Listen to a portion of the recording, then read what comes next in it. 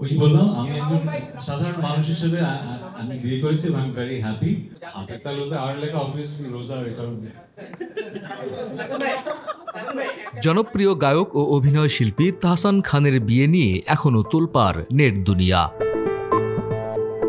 তাহসান ও তার নতুন জীবনসঙ্গী রোজা আহমেদের বিয়ের ছবি ঘুরছে হাজারো পোস্টে। শুভকামনার বন্যার সঙ্গে চলছে নানা কৌতূহল। তবে সময়ের জনপ্রিয় গায়ক তাহসান শুধু বিয়ে নিয়েই ব্যস্ত নন, সমান তালে সামলাচ্ছেন নিজের গানের জগতও। বিয়ের দুদিনের মাথায় ভক্ত শ্রোতাদের জন্য নতুন গান নিয়ে হাজির তাহসান। একটা মানুষকে ভালোবাসি, আমি জানি যে আমি তাকে ভালোবাসতে হয়তো চাই না, কিন্তু তাও ভালোবাসছি, এরকম একটা ফিলিং থেকে গানটার চিন্তাটা আসে। আর আমার যেটা মনে হয় এই গানের নাম হচ্ছে একা ঘর আমার, কিন্তু সবচেয়ে ইম্পর্টেন্ট ওয়ার্ড হচ্ছে অবহেলা।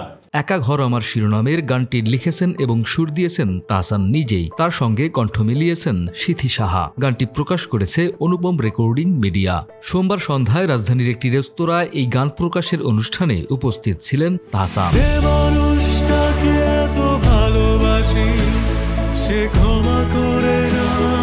হলুদ পাঞ্জাবি পরিহিত তাহসানের ডান হাতের তালুতে দেখা গেল মেহেদিতে লেখা ইংরেজি আর অক্ষর। সাংবাদিকদের কৌতূহল মেটাতে নিজেই জানালেন আর তার স্ত্রী রোজার নামের প্রথম অক্ষর। হাতের তালুতে আর লেখা অবভিয়াসলি রোজা, এই কারণে।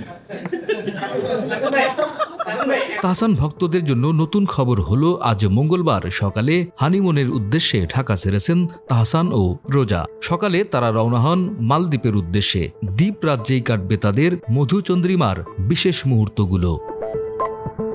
মোহাম্মদ জাকারিয়া, আমাদের সময়। যে মানুষটাকে এত ভালোবাসি সে ক্ষমা করে